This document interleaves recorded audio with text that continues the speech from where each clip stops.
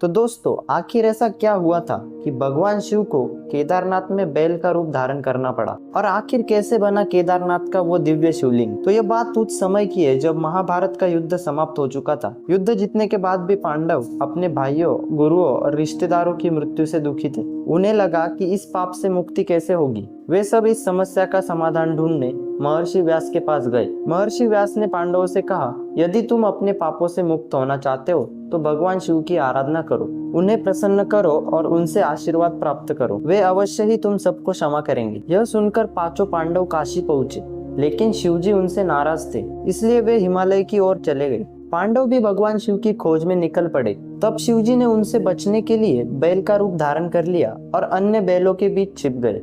एक दिन भीम की नजर उस रहस्यमयी बैल पर पड़ी, लेकिन वो बैल बैलों के झुंड में खोसा गया। भीम ने अपना विशाल रूप धारण कर लिया और बैलों के झुंड के आगे खड़े हो गए। सारे बैल भीम के पैरों के नीचे से चले गए, लेकिन वह रहस्यमयी बैल वहीं पर खड़ा रहा। भीम समझ गए कि ये कोई और नहीं, महादेव ही है। जैसे उन्होंने उसे पकड़ने की कोशिश की, वह बैल धरती में समाने लगा। भीम ने उसकी पीठ पकड़ने का प्रयास किया, लेकिन तभी तेज प्रकाश फैला और भगवान शिव अपने दिव्य रूप में प्रकट हो गए। पांचों पांडव उनके चरणों में गिर पड़े और क्षमा मांगने लगे। भगवान शिव ने कहा, तुम्हारा पश्चाताप सच्चा है, इसलिए मैं तुम्हें क्षमा करता हूँ। मान्यता है कि जिस स्थान पर बैल की पीठ प्रकट हुई वही आज केदारनाथ धाम है। बैल के अन्य अंग अलग अलग स्थानों पर प्रकट हुए, जिन्हें पंच केदार कहा जाता है। तभी से केदारनाथ भगवान शिव के सबसे पवित्र धामों में गिना जाता है। आपको ये कथा कैसी लगी कमेंट कर हमें जरूर बताएं। हम मिलते हैं आपसे एक और नई वीडियो में। तब तक के लिए चैनल को सब्सक्राइब करना ना भूलें।